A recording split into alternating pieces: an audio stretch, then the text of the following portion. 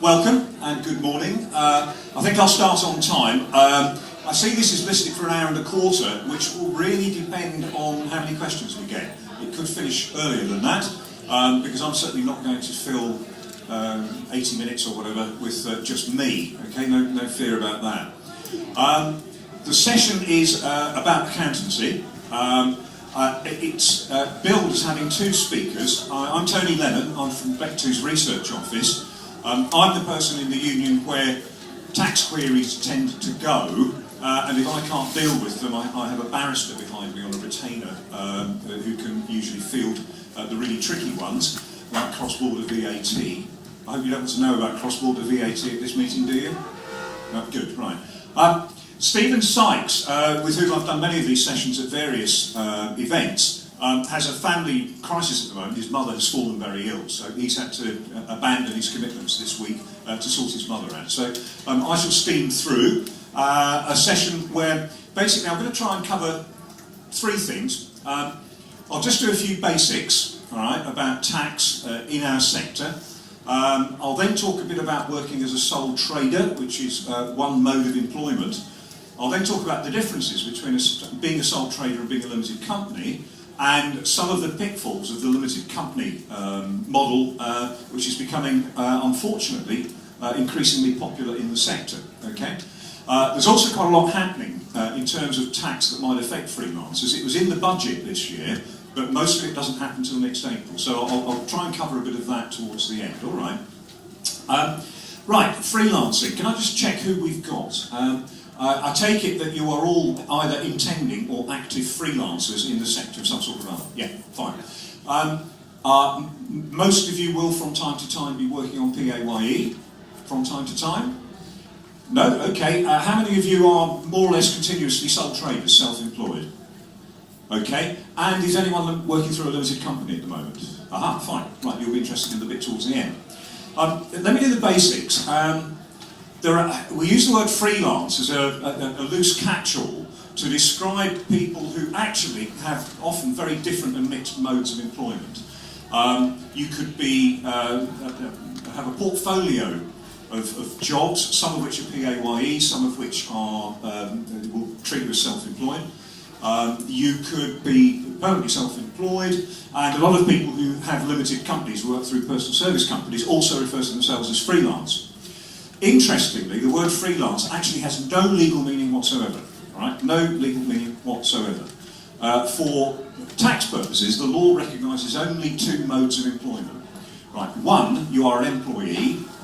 Two, you are self-employed, and that's it. Okay? There's nothing else. So when we talk about freelancers, we're often talking about people who in tax terms are self-employed.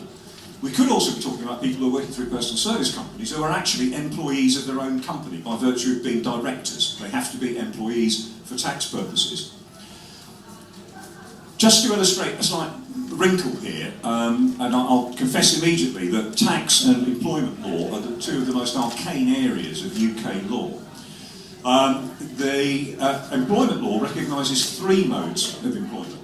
You've got self-employed and employed, and in the middle you've got this thing that Europe gave us called a worker. And you don't actually have to be in an employment relationship as defined by UK law to get the benefits of being a worker. And there are some benefits. They are actually employment rights that self-employed people get. The most important to us probably is the holiday pay that people get through the Working Time Directive, but actually all the other provisions of the Working Time Directive apply to workers. There's a range of equality and discrimination law which self-employed people can invoke because they are workers according to the European definition. And believe it or not, if you have some sort of employment type interview, a disciplinary or something, with your engager, which I'll be honest doesn't happen very often, believe it or not, you actually have the right to be accompanied by a trade union official because you are a worker, even though you're self-employed. So there's a difference between employment and tax law, but generally the area people get into most difficulty with is the tax bits, which is what we're trying to do at this session. So let me talk about being self-employed as what's known as a sole trader. Okay, you're in a position where you are your business. Right, that's one of the definitions of self-employment. You may or may not want to set up a separate bank account for business purposes. It's quite difficult these days setting up a business bank account, but you can do it. And you will be in a different tax regime from an employee. The absolute key to being in self-employed status is that you can offset your business expenses, provided they are wholly wholly in the interest of the business. You know, they're incurred exclusively because you're conducting a business. You can offset those against your income. So there are many situations where travel and subsistence costs, as you know, provided you're not going to the same place of work all the time, you know, that can be offset against your tax. Obviously, if you go away and pay for your own hotel, that's offset against your own tax. And there's a variety of costs associated with running your business, which is you, such as use of your home premises, purchase of equipment like computers, where you are able to reclaim tax that an employee wouldn't be able to. Right? If an employee goes to work, that's it. You know, there's absolutely no point trying to claim tax against the cost of your train fare because you're not entitled to it as an employee because you're going to your regular place of work. Not true if you're self-employed. So there's a great benefit in self-employment, and that's you know, one of the attractions of having self-employed status. Now, there are a lot of concerns about self-employment in our sector and others. In our sector, over the last 2 years, HMRC has visited Channel 4, Sky and ITV. About 3 years ago, they visited the BBC. When I say visit, I mean they're going there to look through the books and feel the company's collar. And the reason they were doing it is that HMRC believe there are a number of situations where people who are designated as self-employed, right, are actually employees. They're in a sort of master and servant relationship. They're under a significant degree of supervision, direction and control. They don't provide equipment, they don't run any financial risk if the job goes wrong, and there is mutuality of obligation in that they expect the employer to give them work and the employer expects them to accept the work. Okay? So there's been this tendency over the last couple of years of engagers to look at the employment relationship. And certainly, if you fall outside the HMRC film and TV production guidelines, does everybody know about those? It's the Bible. Okay, it's quite hard to find on the internet, and it hasn't been updated since 2012. But the film and TV production guidelines are the absolute Bible for our sector, and it's in effect it's a tax code that makes us different from the rest of the economy. The main reason we've got it is that there are so many difficult engagements, difficult from defining the exact employment status in our sector. HMRC decided to write a set of rules just for us, so they didn't keep having to answer the phone with people ringing up and saying, here's what's happening, I'm engaging somebody, are they employed or self-employed? So the code includes a list of grades who are automatically self-employed, usually provided that they don't go beyond 9 months on a single series or production. It has a list of grades who may be self-employed, provided they meet certain conditions. And those conditions are generally provision of equipment and working away from the engager's premises for part of the time. And they leave a lot of people out because, for one reason or another, when HMRC drew this up many years ago, they decided there are certain grades who may have all the characteristics of being a freelance, meaning self-employed, but actually they're in an employment relationship. There's that mutuality of obligation, supervision, direction and control. They have to provide the services personally, right? So make sure you see contracts with clauses that actually enable you to nominate a substitute, right? And that's a bit of a weakness in our sector, I've got to confess. So engagers started with an environment where HMRC are going around feeling people's collars. They have started looking much more critically at the exact nature of the relationship between them and the self-employed freelancer. And as some of you will have discovered, they have two options if they decide that it's a bit dodgy. Okay? One, they put you on PAYE. A lot of engagers don't like doing that. It's hassle because you've got to put people on the payroll and put them through the process. And also, it opens them up to a charge of 13.8% employers' national insurance. So you suddenly look 13.8% more expensive to them, all right? Your fee looks bigger than they were expecting. So in many cases, there's a resistance to putting people on PAYE.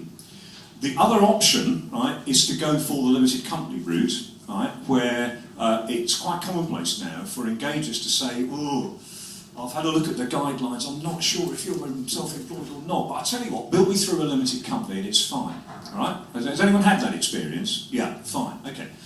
Now I'll explain why that's potentially quite difficult. If somebody engages a self-employed person, right, treats them as self-employed, does not put them onto PAYE, and HMRC subsequently come along to investigate, if it is deemed that the individual was actually an employee and wasn't legitimately self-employed, the burden for all the unpaid tax falls on the engager, right? And they then have to stump up all the income tax that wasn't paid, any employer's national insurance, the employee's national insurance, and a penalty of about 25 to 30% on top, usually, provided it's a first offence. Okay? So these are potentially big bills. But if you're self-employed, you can take your money in the knowledge that no matter what HMRC looks into in terms of the engagement you've just completed, they'll never come to you and say, where's your unpaid tax? They will go to the engager. All right? The limited company model is different because of a thing called IR35. Anyone heard of IR35? Yeah? Okay.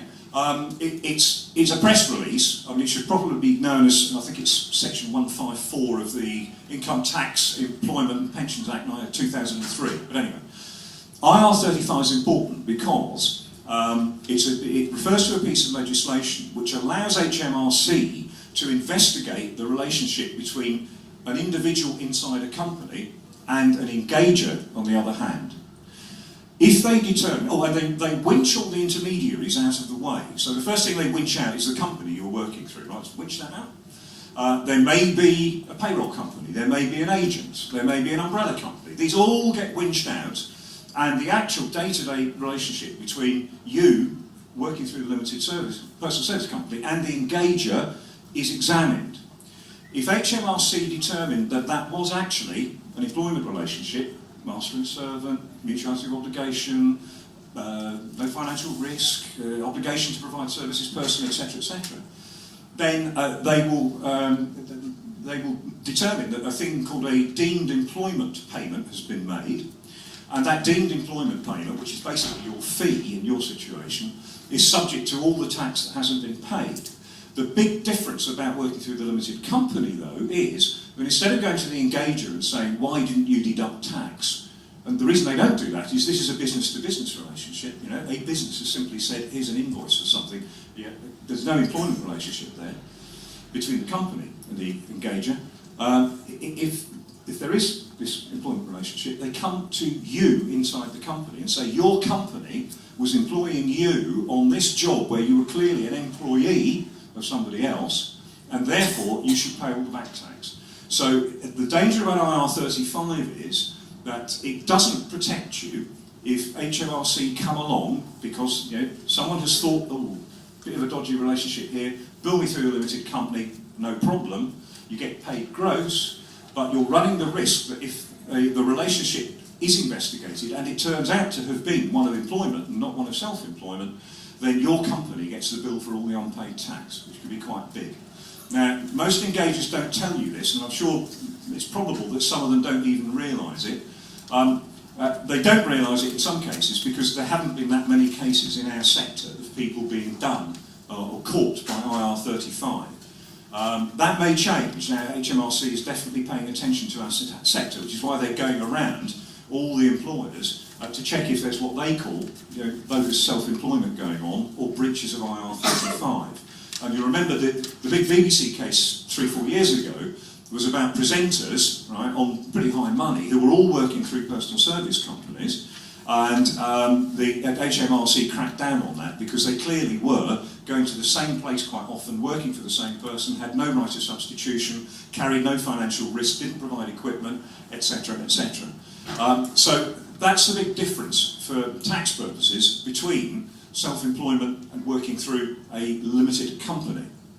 And I make a big point of this at these presentations because I get all the questions from members about tax, and the biggest one is, I've just been asked to set up a limited company, can you explain to me what it's all about? the more frightening question is, I have set up a limited company, and can you tell me what I'm meant to do now? Okay, so let me just move on quickly to the mechanics of a limited company. Sorry to interrupt. Yeah. Can I just a very quick clarification Yeah. question? The inland revenue come to you personally, or the company? They come to the company. The The legal obligation to deduct taxes due is on the employer, which in your case, in a personal service company, is the company, right? And you know, that leads on to another question: is how personally exposed are you, right? Well, you've got limited liability, so in a sense, you may not be that much exposed, but if they come and take all your money, you're out of business. Okay? And don't forget, there are criminal aspects to failing to deduct tax. So this isn't just a money matter, right? People do go to prison for not paying tax. Christopher Lunn, anyone heard of him, or even on his books? Right?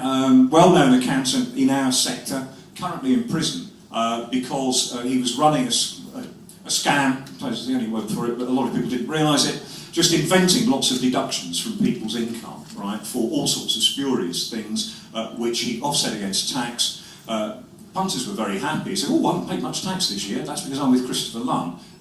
But it was a fiddle, he's now in jail. And people, you know, there's a trickle, because HMRC, and this probably is good news, HMRC don't actually have very much in the way of resources. They've had something like 40% cuts since 2010.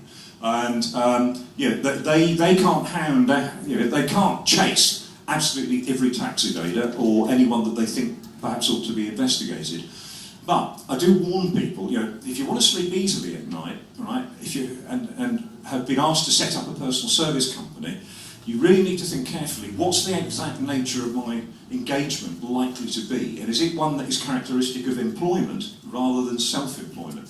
Because if it's one characteristic of employment, then your company can be paid gross, but you can't, right? I mean, you will actually have to operate PAYE within your company and make sure that anything other than dividends that you get out is properly taxed and has national insurance applied to it. So you can do it legally from inside a personal service company. It's just that accountants tend to sell the idea of personal service companies on the basis they're very tax efficient, but they're not nearly as tax efficient if actually most of your money is coming out in the form of wages on which you're paying tax. Okay? Because that's one of the main reasons they'll advise you to set up a personal service company, to avoid tax and get more of your fee free of tax. So, differences between being a sole trader and being a limited company. Sole trader, easy, okay? The money's all yours, actually. The process of accounting for it in tax terms is equally easy, because you do it through your self-assessment, and that's an online process which for some people is a simple 6 or 7 line computation, and it will tell you how much tax you owe, and it will then invoice you effectively, and you pay your tax at the end of the year. You're all aware that the tax that is paid by self-employed sole traders, or freelancers as we perhaps erroneously call them, consists of Class 2 national insurance. Right? That's what buys the few benefits you get as a self-employed person, but in particular the state pension. You then pay Class 4 national insurance above the small profits level, which is around about £8,000 at the moment. That is at a lower rate than the national insurance that is paid by employees. It's about 3% lower. And then any money that you've taken out or profit that you've made is also subject to income tax above your personal allowance of £10,600. So the tax affairs of a freelance, self-employed sole trader are actually very straightforward. The only bit of compliance you have to do over the course of the entire year is to fill in your self-assessment, which I know is always a panic, finding that shoebox that's got all the invoices and remittances in it. But for most people, it's a relatively straightforward process. But some of the offsets that you can use, our tax guide, which is outside, I'm going to bring copies in for you, will point you to some of the business expenses you can legitimately offset against your tax as a sole trader. And finally, if you've got a vehicle in your business and it's a van, the tax treatment of your van is far better than the tax treatment of that van if it was inside a limited company. All right, so there's a lot of people out there, grips and various set trades, take advantage of the tax break on a business van. It's all in our tax guide, and I'll answer questions obviously about that later. But that's being a sole trader. Being in a limited company is different. It's more complicated. I've already explained the IR35 risk that you may be carrying. Yeah, there's lots of people legitimately working through personal service companies in our sector, that's fine, but be aware that others are being cajoled or coerced into billing through limited companies purely to get the engager off the hook because the employment status is actually a bit ambiguous. And I tend to say to people, do you know, if somebody who knows about these things is telling you this is an ambiguous employment relationship for tax purposes, why are you transferring all the tax risk onto you by billing through a personal service company with the risk of IR35 being invoked? Yeah? So, leaving aside the tax thing, the limited company arrangement is much more complicated. Point one, the money in the company is not your money. So you can't just go to the bank account and say, oh, God, the central heating's broken, I've got to get it fixed, I'll take money out of the bank account. As a sole trader, that's fine. It is not fine if you're running a limited company. The money belongs to the company. And even if you're the sole shareholder and you are the sole director, you cannot dip into the company account and just take stuff out when you feel like it. You will be in a compliance regime which consists of a lot more than self-assessment. You've got every year to do an AR01, which is a statement of the company officers and shareholders. You've got to produce your company accounts, but if you take advantage of the small company exemption, you can use the online Companies House submission form for your accounts. So actually, some people can do it themselves. You then have to deal with the corporation tax and get your CT 600 in. Having done all of that, you've then got to remember to pay the tax bill, both corporation tax bill and any tax bill for you as an employee of the company. Now, accountants, I've said, will sell the company model as being tax efficient, and they're right up to a point. What they generally advise people to do is, don't take much in the form of wages, just go up to the lower earning limit for national insurance, okay? And I advise people, yes, do pay your well, it doesn't, forget that. So, you're not paying national insurance, okay? I generally say to people, maybe you should be paying national insurance because, you know, at the very least that gets you the state pension. But anyway, no national insurance. The money is then extracted from the company in terms of the money that you take out in the form of dividends, which at the moment for basic rate taxpayers have a tax rate of only 10%. Okay? So that is far more attractive than paying income tax of 20% on money that you might be paying yourselves as wages, on top of which you've got your 13.8% employers' national insurance and 9.6% employees' national insurance. So if you start paying yourself wages in the limited company, there is quite a lot of tax to pay. All right?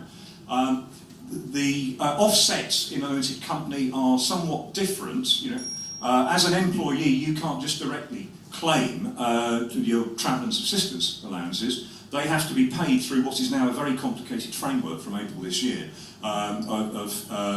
the hoops you have to go through to legitimately pay tax-free allowances. Whereas, as a sole trader, if you spent 20 quid taking a train to somewhere, you just take 20 quid out. You know, make sure you've noted it so you can prove that there was an expense, but you don't have to process it through a complex system of expenses policy. Okay? Things are changing, and the whole model of limited companies is becoming a bit less tax efficient, as they say. We're already in a position where let's start that again. Dividend is probably the biggest tax efficient method of getting money out of a limited company if you are a sole director or your partner's a director, there's only two of you. The current system is one where you simply pay a 10% tax, right? That's the end of it. That's changing next April. Well, no, that's changed this year. So next April, end of the tax year, right? Look back over this tax year, and you'll find that you have been given a £5,000 dividend allowance, so you can get dividend income from any sources that you've got up to a limit of £5,000 tax-free, and beyond that, you then start to pay at your marginal rate. Okay? So suddenly, people who are used to paying only 10%, or most of the earnings they extracted from their limited company as dividend, are going to find that they're paying anything up to 32.5% on it if they're higher rate taxpayers. So that's a big change in terms of the tax attractiveness of the limited company if you've set it up solely to kind of reduce your tax liability, which a lot of people do, let's be quite honest. There are other issues to do with limited companies that you need to think about. So I've explained it needs a lot more administration, and there are hazards there, because if you fail to meet fixed dates for getting all these bits of paper into the various agencies who need them, you're into automatic penalties, right? And they can start to add up quite painfully. For that purpose, we always advise people who are doing limited companies to go and engage an accountant. Right? There's a number of reasons for that. By engaging an accountant, you get somebody independent and qualified to advise on whether you are caught by IR35. And always push an accountant to give you an opinion on that. And if they don't, go and find another accountant. Secondly, they will take charge of your filing and make sure that you don't incur any penalties. Thirdly, they'll be able to point to stuff, much of it's in our tax guide, but they'll give you the confidence of knowing, if you've got a computer on a desk at home, here's a percentage of your electricity bill that is reasonable for you to claim as a business expense and therefore offset against tax. Final point about accountants, they cost money, and if you're not clearing about £40,000 to £50,000, you really shouldn't be thinking about a limited company. Okay? And the reason for that is that they'll cost you between £1,100 and £1,300 for our sort of member per year to look after your accounts as a limited company. It's a bit more than they charge if you went to an accountant as a sole trader. But if you think that's too much for you to bear, you probably shouldn't be in a limited company to start with, quite frankly, because it's just not economically sensible to pay that much to administer a company in circumstances where the tax benefits of being a limited company are actually beginning to dwindle, and they'll probably dwindle further with successive budgets. The reason for that is that the HMRC stated late last year, in their opinion, 95% of personal service companies are bogus in self-employment, or bogus in employment terms, and those people should actually be employees. Okay? Now, I don't know how they derived the figures, and we are quite staunch in saying that people in our industry are legitimately self-employed, and if working through personal service companies, are not caught by IR35. Yeah? They don't do investigations very often, so that's never been tested. But beware, HMRC think that the vast majority of personal service in these companies are, in their terms, a fiddle. Okay? So you can expect further changes. We've already seen two changes which have taken effect, which again make the personal service company model a bit less attractive, and the big one is payment of expenses. You'll remember I said if you're a self-employed freelancer and you pay your train fare or whatever it is, you just take the money straight back. Fine. If you're in a personal service company, and they've defined it in a way that captures most of our people, the expenses changes that happened in April this year have made it impossible, if you're caught by IR35, to pay non-taxed expenses. Now, I know that sounds quite odd, but it means if you are caught by IR35, we're saying most people in our sector are not, if you're caught by IR35 and you drive to Scotland, stay in a hotel, do a job and then come back, right, all the cost of you travelling and the cost of that hotel has to be taxed at your marginal rate, right, even though you're an employee of the company. It's a very significant change, which a lot of people haven't caught up with, because lots of people think, oh, I'm not caught by IR35, and HMRC don't really enforce it all that much. But they did it for a reason, and that is that they reckoned that the system that had usually been applied by accountants, whereby you take a lot of your money out as untaxed expenses from a limited company, right, was a tax fiddle. Yeah? And even though they were employees, that had to stop. So there's, the next kind of closing in on the ease with which you can trade through a personal service company right across the economy, as it happens, not just here. So there's the difference between a personal service company and the limited company. One other thing I'm going to talk about is VAT. Anyone here VAT registered? Yeah, okay. Are you in the flat rate scheme? Good. Do you want to explain it or shall I? I'll explain it, right? Right, VAT, right, is it's a tax which is actually collected by people who give bills to other people, in effect, all right? But you have to be registered for it. Legally, you don't have to register until, oh God, is it £82,000 this year? It's in the tax code, right? So, you know, for lower turnover, whether you're self-employed or a limited company, you don't necessarily have to register for VAT. Our advice to people is look carefully at it, because don't tell anyone, but you can make a little bit of money out of it if you join the flat rate scheme. Okay? I'll explain how this works. Normal VAT, you send someone a bill, you add 20% on, right?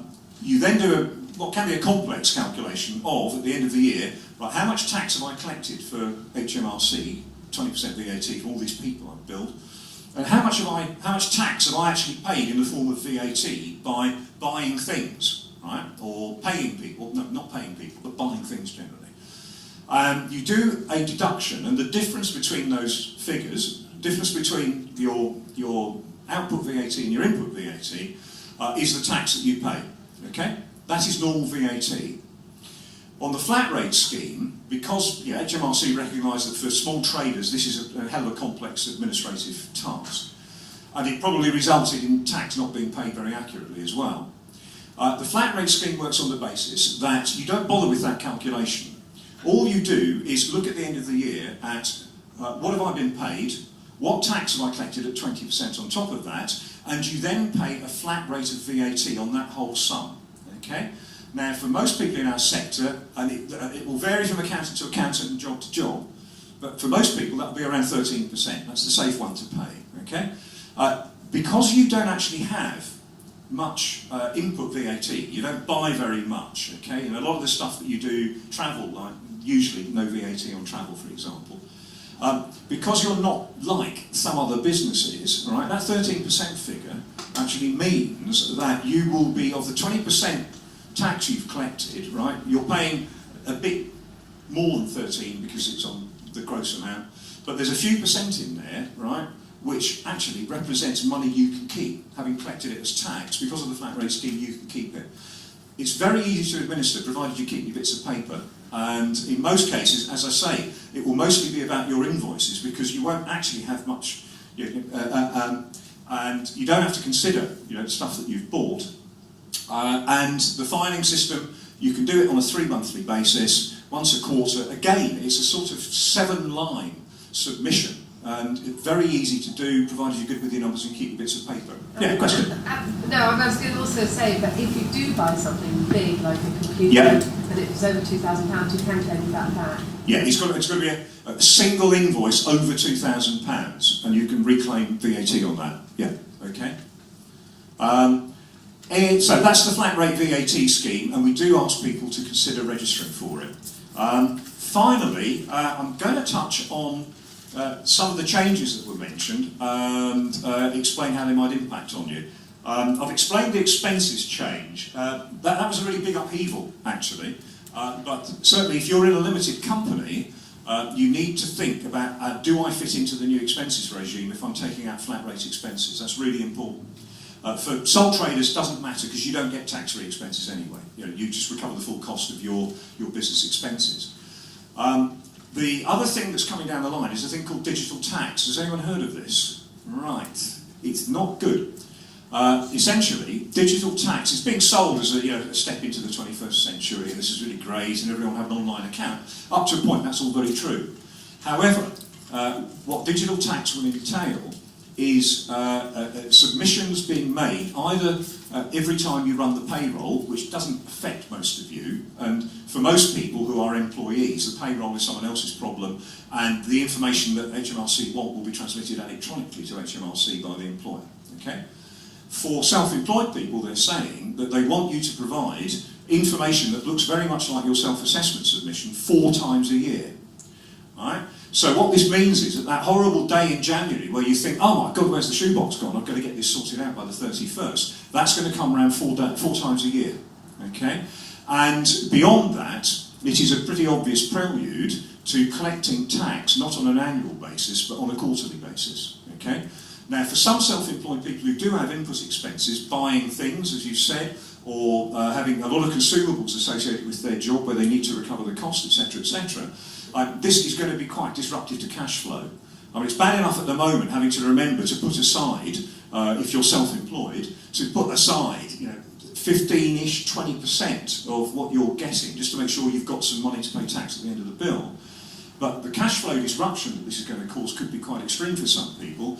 And there's the very practical point of, to illustrate this, I went down with some members to the Treasury just to explain how bad this was for freelancers. And I had with me somebody who did a lot of film work. And he said, well, tell me what dates would I have to do this by each year? So they said, well, it'll be this quarter date. He said, well, roughly, I was, that date this year, I was on an ice floe in Norway. I was doing a commercial in the desert that year. And I've got no connectivity, I can't get onto the internet, I can't use my phone. How am I supposed to do this 4 times a year? Okay? So just beware, that one's coming down the line. The other change that is happening, and it has started already, is to Class 2 national insurance. Is anyone aware that Class 2 national insurance is going to be abolished from next year? Probably. Yeah? Okay, Class 2 is the bit at the moment that gets you the few benefits that self-employed people are entitled to. Class 4 doesn't buy you anything, it's just a tax, okay? From probably next April, they're about to run some consultations, Class 2 is going to get abolished. It was changed onto an annual basis last year. Next year probably it goes completely. Instead, there will be what they call a contribution test applied to your Class 4 national insurance payments. Nobody knows what this test is going to look like yet, and as I say, we're awaiting a consultation about it. It may mean that if freelancers are being assessed for whether or not they're entitled to certain benefits, we start to see the fairness argument of, well, if freelancers are now potentially paying a bit more national insurance, they're entitled not just to pension, but to a range of other benefits that employees get. It's quite difficult to work out entitlements, but that's where we might end up. However, what it might mean is that for people who have fallow periods where they don't earn much money, and they might fail whatever the contribution test is on Class 4 national contributions, they haven't got the easy option of Class 2 to fall back on, because at the moment, for £2.40 a week, everyone paying Class 2 national insurance is building up towards their state pension. If you fall short of whatever the contribution test is, your only option to keep your record going is to make Class 3 payments, which at the moment I think are £13.80 a week. Now, if you just go through a spell where you don't get much work, okay, £2.40 a week might be painful, but you can probably do it. But over the cost of a month, having to stump up, 60 quid every month that you have a poor period of income, that's going to feel quite painful. So we've lobbied quite hard against this and digital tax, and been down to the Treasury several times to explain it all. But beware, the government is determined to raise as much tax as it can to close the fiscal gap. And the world of self-employment has not been overlooked. So it's quite possible that this Class 4 contribution test will be introduced, Class 2 will go, and people are going to have to watch very carefully if they're getting enough income to make sure that for the period concerned, which will now be a year, not a week, for the period concerned, whether your Class 4 national insurance is up to date. So those are some of the things that are coming down the line. I think I've covered all of them. Oh yeah, one other one, just back to IR35. Those of you working through limited companies, do any of you work for the public sector, right? Because there's a big change coming on next year. You remember I explained about IR35, that in effect, the obligation to make sure you're doing it properly is on the company, the personal service company, at the end of the chain, right? That is the current situation. There was a consultation on IR35 last year where the government floated the idea that actually, in an IR35 potential situation, we should make the engager work out whether or not the company concerned, the personal service company, is caught by IR35. Okay? The outcome of the consultation was that for the private sector, we're not going to do it. Okay? We're putting a lot of risk onto companies who think they're trading as normal businesses and doing it legitimately. There's a whole host of reasons not to do it in the private sector, but from next April, In the public sector, yet to be properly defined, but it almost certainly will include people like BBC, Channel 4, the whole museum sector, and we know that because we've had recent legislation about trade unions where they've had to define the public sector. But in that situation, it is the engager, the public sector employer, who will have to look intensely at the employment relationship and work out whether it's caught by IR35. And can you guess what's going to happen? Yeah? They're going to play safe. Yeah? They haven't got the option of saying, go and do it through a limited company, because that implicates them. They're meant to have carried out the judgment. So they're probably going to be saying to a lot of people who currently work through limited companies, sorry, you're now on PAYE. That's already happening in the agency world, and this is what I mean about the clampdown on limited companies. For self-employed people, it is now almost impossible for an agency to treat you as a self-employed sole trader. Okay, there's a change to the intermediaries regulations in the tax code last year, year before last. It puts agencies in a position where if the person they're renting out, as it were, is under supervision, direction and control, right, they are automatically on PAYE. Okay, even if everything else they ever do is self-employed, they're on PAYE for that particular engagement.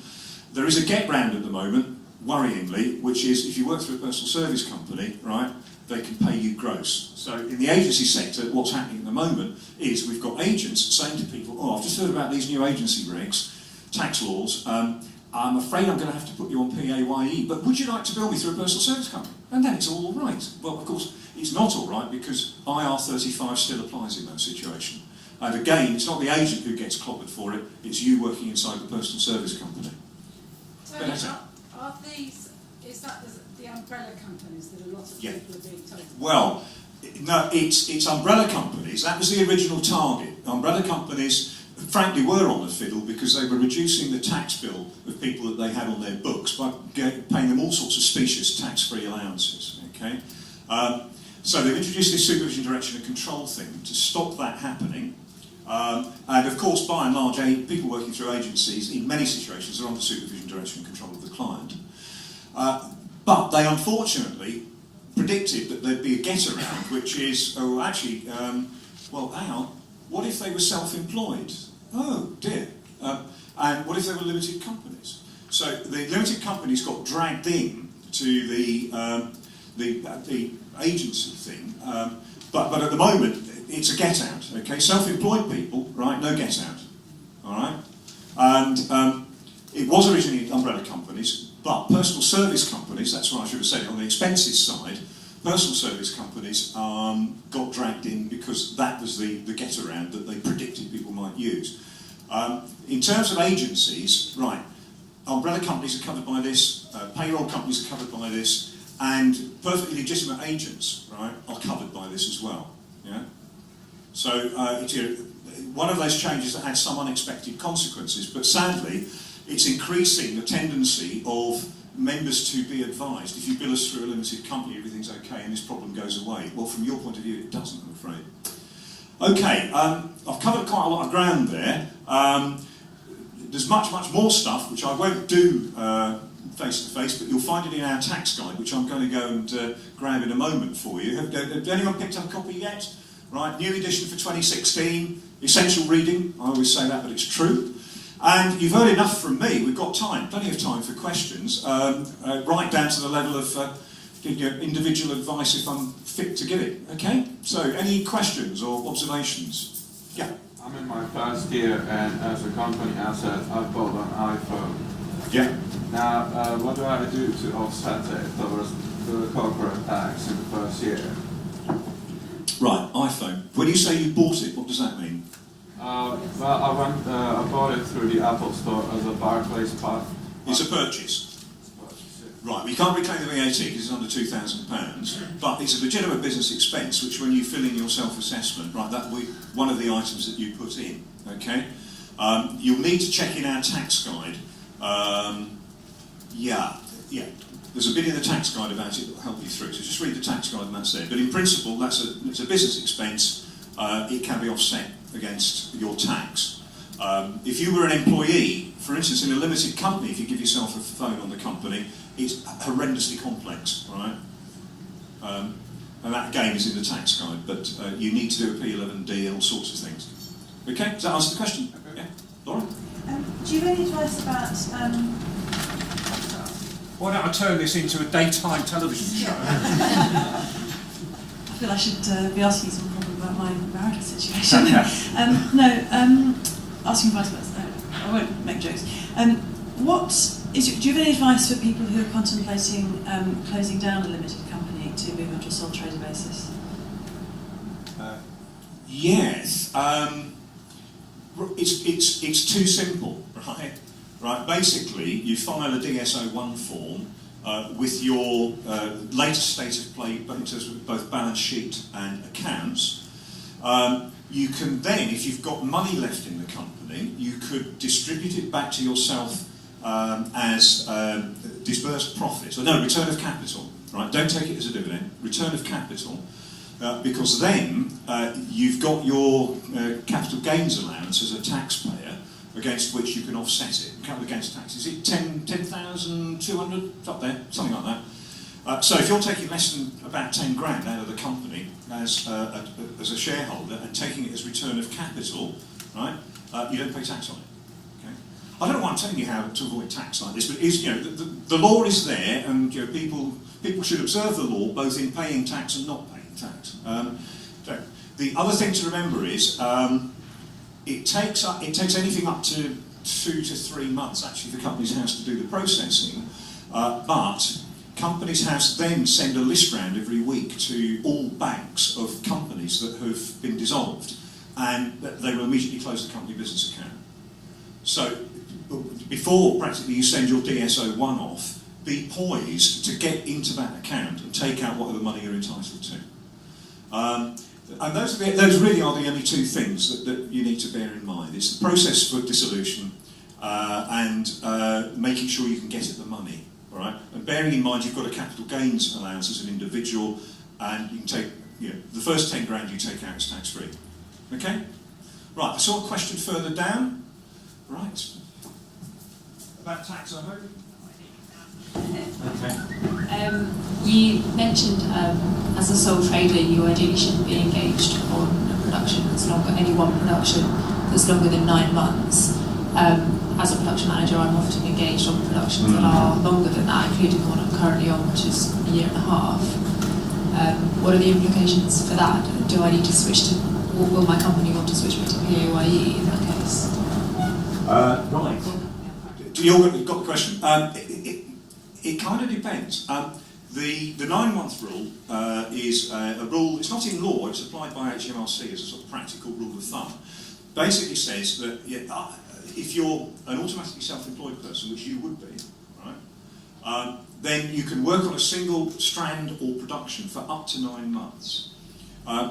They are happy to permit an extension, provided it continues to be the same production, and there's no expectation of any further work. All right.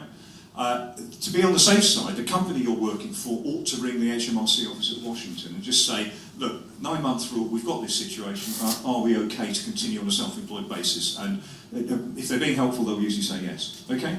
Now, it all depends on the attitude of the company, because there are lots of situations where they realise that, we've had someone here for quite a long time and they're still self-employed. I wonder if we need to worry about their employment status. And the end result is the individual gets moved on to PAYE. Okay? But if they're still paying you PAYE, I would tend not to rock the boat, because the more they think about it, the more likely they are to start worrying about employment status. And when they worry about employment status, PAYE pops up. Yeah? And remember, the tax risk for a self-employed person is not with them. The tax risk is with the engager. Right? So if they were improperly paying you as a self-employed person, it's not your problem. Okay? Right. More questions?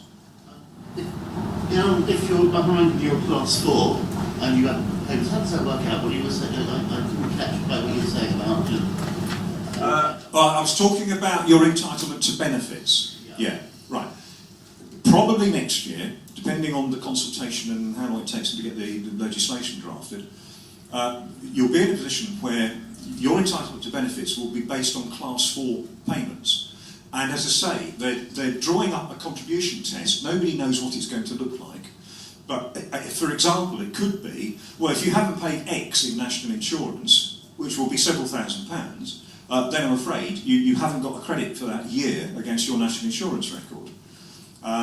Whereas at the moment, you don't suffer that because Class 4 doesn't actually count to benefits. It's Class 2 that counts to benefits.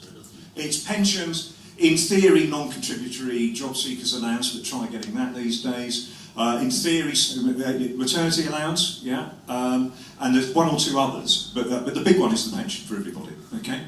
But you won't have the facility to pay Class 2 once this change comes in, which is £240 a week. And if you haven't got enough Class 4, however much enough is, we don't know, then you'll have to top up probably with Class 3 payments. So can you at the moment top up Class 2? You can Class 2 gets you all, gets you everything, yeah? Yeah. Okay, it's quite generous when you think about it, but compared to what an employee would pay. Although interestingly, there is a debate at the moment. The historical situation where self-employed people tended to pay a lot less national insurance than employees was partly based on the fact they didn't have the same entitlement to benefits. Now that's gradually changing with, for example, the introduction of the single state pension, where clock up 35 years of any national insurance and bang, you've got the state pension of £144 a week at current prices. And the argument is, well, look, self-employed people are now, they're going up the benefits scale and beginning to look like they get a reasonable suite of benefits. So why are they paying so little national insurance? And that's a live debate in government at the moment. Okay, and so watch out. I think there could be a lot of changes ahead, but we'll let you know. Okay, did that answer the question? Yeah. Right. Have I any more questions? Where's a sound assistant when you need one? Right. Am I right in thinking that these various national insurance thresholds are per employment? So if you did end up on PAYE for more than one company, what would be the implications of that? Yeah, right.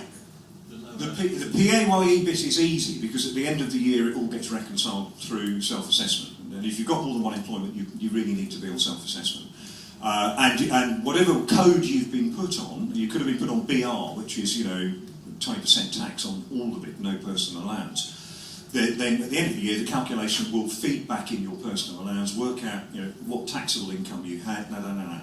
That's easy. Yeah, national insurance, multiple employment, bit of a minefield, to be perfectly honest. It's complicated by the fact that national insurance accrues on a periodic basis, which is the payroll period, instead of over a year. Okay, that's point number one.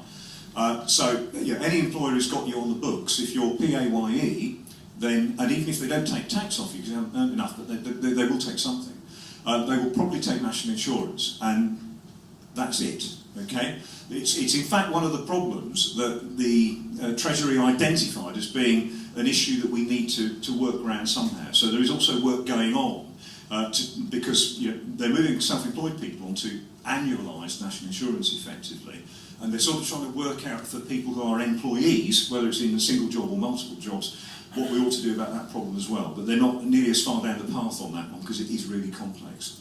And sadly, national insurance is something you can't recover. Once it's gone, it's gone. There's no reconciliation at the end of the year. Okay?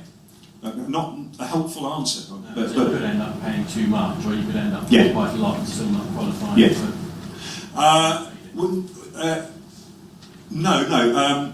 As an employee, if they take national insurance off you, it's because you've been paid up to a certain threshold. And I can't, is it 150? Something like 150 a week, or maybe a bit less. So you've got your credit, right? The fact you've paid more for that credit than you really should have done in a fair world is neither here nor there. You've got your credit, so you've made your contribution towards your state pension and other benefits. Do they do that weekly then, or is it just completed year? Payroll period. Okay, so if the payroll period is a week, which it still is in some cases, by the week. If it's by the month, which is far more common, it's by the month, and they generally tend not to be longer payroll periods because the payroll is being run usually for the benefit of people who are in permanent or semi-permanent employment and expect their money quite frequently. So if it's a month, you do get a 12th of a year of pension when you... Yes, yeah.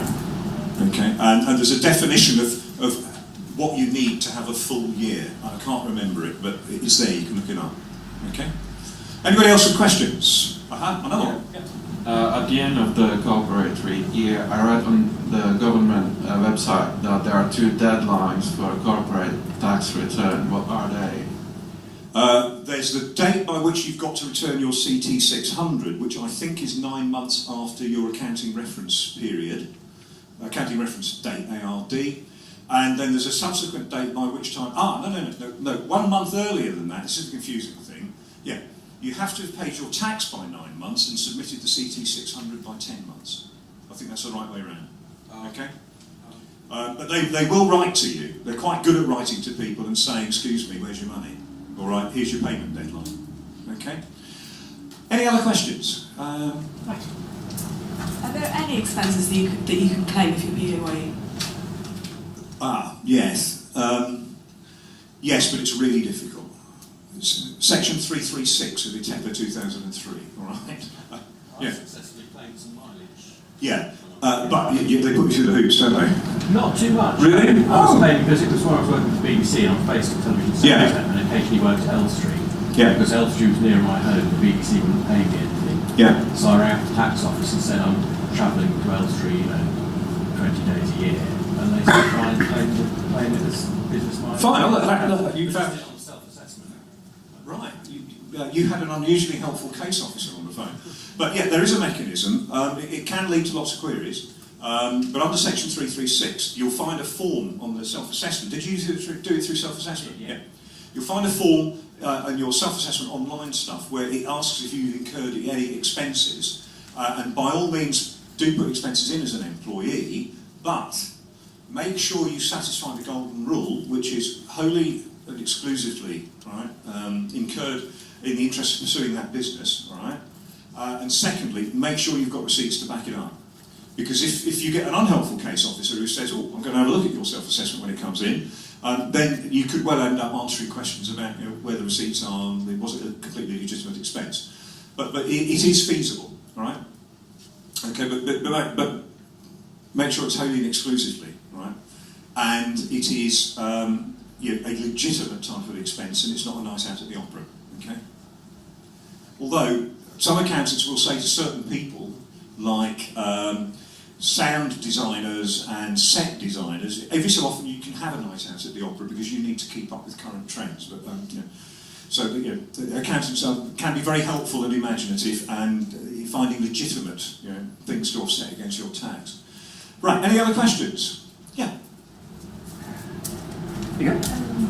For the 14-15 tax year, I submitted less expenses because I'm bumping up my salary to get a mortgage. Some people have said that you can actually submit the expenses in the next financial year, and others say you can't. What do you think? Ooh, what sort of expenses? Just usual, like for travel, for.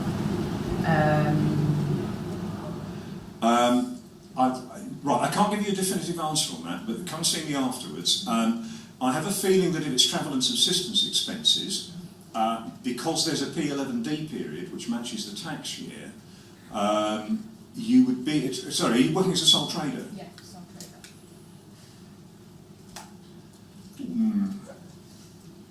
Let me take advice on that one. All right. My instinct is actually, because you're working on a cash basis and not doing accruals, that there's no accountancy scope to accrue an expense from one accounting period into another. That's my gut answer. So I think it ought really to be contemporaneous with the tax year that you're in. But come and see me later and I'll get a definitive answer for you. Okay? I've never been asked that question before. I have a question on behalf of the runners in my Facebook group. We often get asked whether about registering for self-assessment versus for self-employment. The problem they have very frequently is that HMRC in general don't know anything about the rules applying to TV and film, and they get given the wrong advice. So quite often they are actually effectively sole traders as runners, which is obviously ridiculous. So is there any advice, and actually I'm offering that to you as something to talk to HMRC about, because it seems they have no knowledge of what the rules are, and they are often told to go and be sole traders when, as we know, under the rules they can't be. Ah, right, yeah, I have come across this one, yeah. There's now one office HMRC has in Washington County, Durham, that deals with our sector. Tyne Weir doesn't do it anymore. Oh, it's Tyne Weir, it's not County Durham, sorry, yeah. That is the centre of expertise within HRC about this slightly separate tax code that we have in our sector. The problem Annette has pinpointed is that if you don't get directed to that tax office and you end up at one of the other regional offices, which could be anywhere, you'll generally find that people there haven't got a clue about the film and TV production sector, have no idea that they've got separate rules. And between ourselves, sometimes, if they do know about the rules, they're very sniffy about them and say, why should they be different? One of the consequences of this is that, a number of people are being positively advised, which I find extraordinary, and I have raised this with them, not had an answer, being advised to set up as sole traders when really the employment relationship is one of employment, and for someone who's not earning very much, okay, and actually isn't running a business in their own right, you're then denied all the employment rights and entitlements and things that you normally would be building up as an employee, but because you're self-employed, you've only got, as I said, the Working Time Directive and some bits of equality and discrimination legislation and stuff like that, but you don't get the really good ones. And the advice, I think, is just to keep talking to the respective tax office and say, have you phoned Washington, right, and been told that I am not on the list? And in fact, the nature of my engagements is such that I can't be self-employed. Yeah. Now, again, talk to me about this outside. I haven't heard any complaints about this for a while, but it's obviously not been solved. Okay, I'll get back onto HMRC. All right. Remind me at the end of it, and I'll do it. Okay. Anybody else? Questions? Yeah. Whilst working at home, what kind of deductions can I make if I use one of the rooms in my house solely for work? Yes, you can make you can offset some of your domestic costs against tax, notional rental, heating and light, some of the rates you pay or community charge. Most of it's in our tax guide. Okay, so go and have a look. There are rule of thumb figures for if it's one room out of X, roughly what you should be charging. That's one of the benefits of being self-employed. You can very simply, recover some of that cost against tax without necessarily using an accountant. If you're a limited company, don't even attempt that without an accountant. Is there some implication of declaring if your home solely used for business rates and things? Well, there's a local authority thing, yeah. But by and large, most of our members, who, if they're saying, I use a room, anything up from 10% of the time to 100% of the time, I'm using a room purely for the purposes of running my self-employed business. Generally, local authorities don't bother them. Okay? I must check on that. I thought it was better to say like 95% of the time or something. Just 100 is probably a slightly dangerous number. Yeah, but you're right. Yeah, and local authorities might start to pay attention there. But you should be aware of capital gains tax if you're a mortgage payer. Yeah, that's really important. Yes. Yeah, absolutely. Okay. Right.